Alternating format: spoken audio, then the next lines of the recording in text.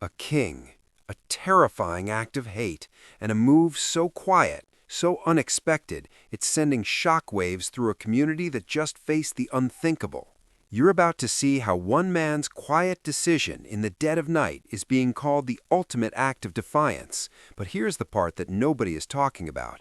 The decision that changes everything happened just hours after flames engulfed a fleet of emergency vehicles in London. And the timing? It wasn't an accident.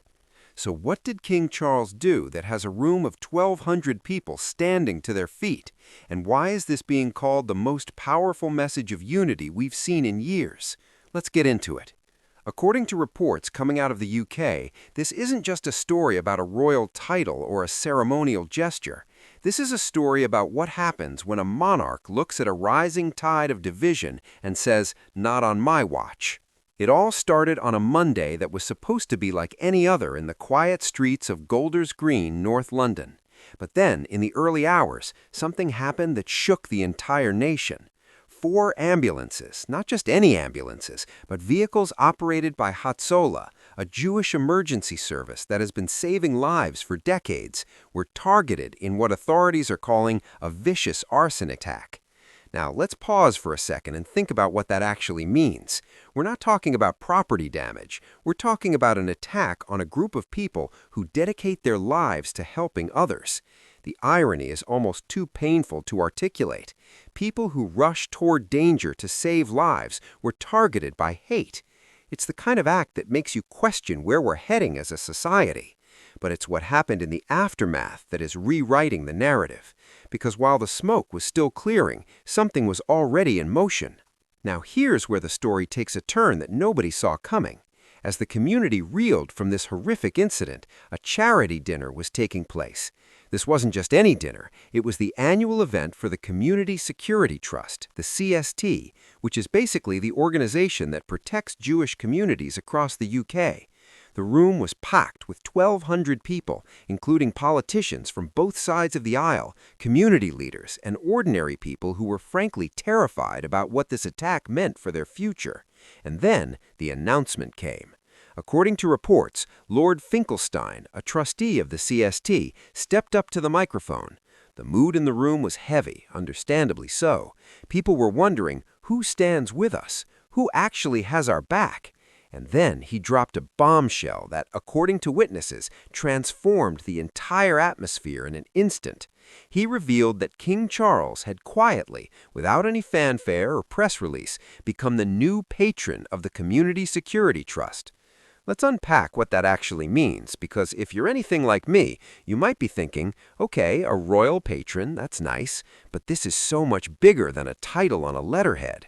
This is the King of England, the head of the Church of England, essentially saying, I am putting my name, my reputation, my institution behind the safety and security of the Jewish community. In a moment where that community felt attacked, isolated, and scared, the highest authority in the land stepped forward and said, you have an ally. You have an ally who happens to be the king. And Lord Finkelstein didn't mince words. He told that crowd, and I'm paraphrasing here, that this was the ultimate good news the community could have heard. He said, we are not just Jews, we are British Jews. We stay strong and we stay here. We have seen worse and we have come through it. But then he added the line that gives me chills. He called the king our greatest ally. Now, let's talk about the psychology of that moment, because it's a masterclass in leadership. The king didn't hold a press conference. He didn't make a grand statement that could be seen as political or divisive. Instead, he made a quiet, deliberate move that speaks louder than any speech ever could. This is what we call leading by example. But here's where it gets even more interesting. According to sources, this wasn't just a reaction to the arson attack. This was a continuation of a promise he made long before the flames erupted. Remember, back in 2023, at his own coronation, King Charles insisted that all faiths be represented. He wanted the service to reflect the diverse fabric of modern Britain. That wasn't just a nice gesture for the cameras. That was a blueprint for his reign. And now, in the face of a crisis, he's doubling down on that vision. He's not just talking about inclusivity, he's embedding it into the very fabric of his royal duties. But let's not forget the other players in this story, because the response wasn't just coming from the palace. According to reports, the Home Secretary, Shabana Mahmood, was also at that dinner, and she brought with her a message that was just as powerful. She announced an increase in funding for the Jewish Community Protective Service grant to £28 million. Now, for those of you keeping score, that's a significant sum of money dedicated solely to protecting Jewish institutions, schools, and places of worship. But her words were even more striking. She described the attack on Hatzolah ambulances as appalling, and she said something that really resonated with me. She said, to target Hatzolah, an institution devoted to saving lives and serving the public in North London, is so warped it defies words. She went on to say that this was more than an attack on 4 ambulances. She said this was an attack on this country and on all of us. Now here's where my own perspective comes into play, because I've been covering news for a while and I've seen a lot of political responses to crises. Usually they're carefully scripted, full of platitudes and quickly forgotten. But this felt different. This felt like a government official, a member of a party that has faced its own internal struggles with this very issue, standing in front of a community that has every right to be angry and scared, and saying, "We see you. We will protect you, and we will not let this become the new normal." She even acknowledged the painful history, saying she was no stranger to this fight, referencing the internal battles within the Labour Party to root out anti-Semitism.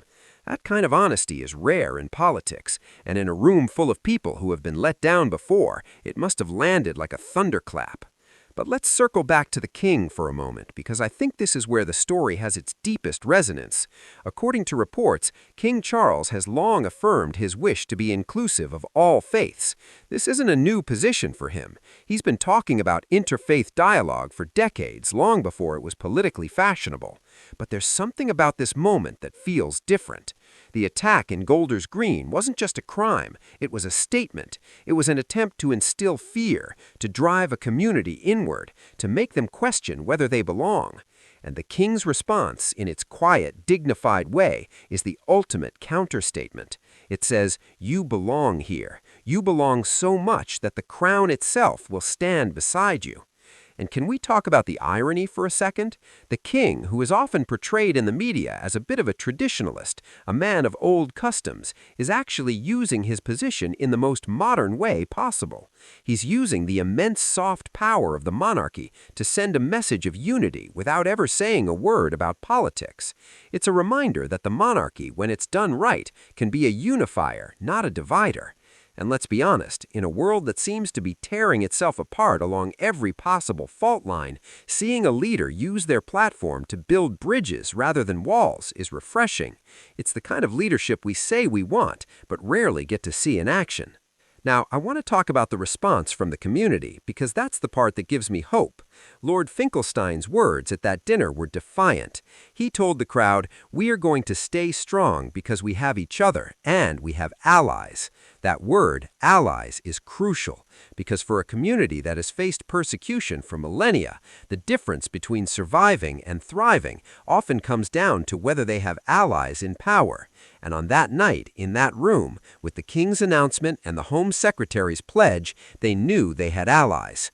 The fact that politicians from across the spectrum, from Health Secretary Wes Streeting to former Foreign Secretary Sir Cleverly James, were attending shows that this isn't a partisan issue. This is a British issue. And yet, there's a sobering reality that we can't ignore. The Home Secretary herself said something that I think we all need to hear. She said she wished we could take the safety of our Jewish community for granted. She said the funding for security was an illustration of a wider societal failure, the failure to address the scourge of anti-Semitism. Let that sink in. We're living in a time when a government has to spend $28 million just to protect one community from hate. That's not a sign of a healthy society. That's a sign of a society that is sick. And while the king's patronage and the government's funding are vital, they, in a way, are treating the symptoms. The real work is much deeper. It's about education, it's about dialogue, and it's about each of us looking in the mirror and asking whether we're contributing to the problem or the solution. Now, I want to leave you with one final thought. According to reports, the investigation into the arson attack is ongoing, and the authorities have made it clear that those responsible will be pursued and made to face the consequences. But justice for this crime is only one part of the equation. The other part is what happens now. Will this moment of unity fade, or will it become a turning point? The king has made his move, the government has made its pledge, but the rest of us have a role to play too. Because in the end, a society isn't defined by the acts of hate that happen within it, it's defined by how it responds. And if the response is a king stepping forward, a government opening its purse, and a community standing tall, then maybe, just maybe, we're seeing the beginning of something better. It's easy to get cynical. It's easy to watch the news and feel like everything is falling apart. But stories like this remind me that even in the darkest moments, there are people and, yes, institutions that choose to stand for what's right. King Charles, whether you're a royalist or not, has sent a signal that is unmistakable.